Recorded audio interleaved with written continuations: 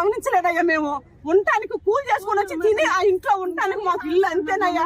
అంతకంటే మాకు ఏమొద్దు.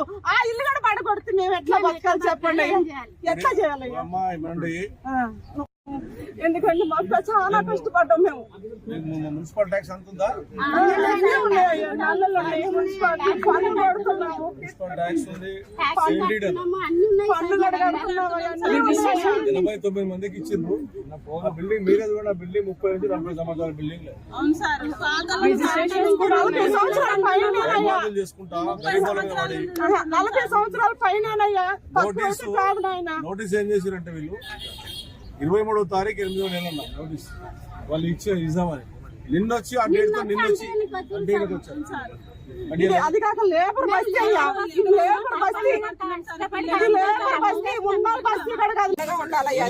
మీకు అండగా ఉంటాము, కాపాడుకుంటాం, భయపడద్దు. వివిధ ప్రజల దగ్గర పోతే ఎవరిని వదిలిపెట్టే అందరూ తెలుసు కాబట్టి చూస్తేనే అర్థమవుతుందా? రోజు కూలి పని చేసుకొని బతికేటోళ్ళు వాళ్ళు పెద్ద పెద్ద బిల్డింగ్ దగ్గర పుమ్మని చెప్ప బియ్యం గరీబుల దగ్గరకు వస్తే ఖచ్చితంగా ఎమ్మెల్యే మీకు అండగా ఉంటాడు, కాపాడుకుంటాం, భయపడాల్సిన అవసరం లేదు. ఓకేనమ్మా?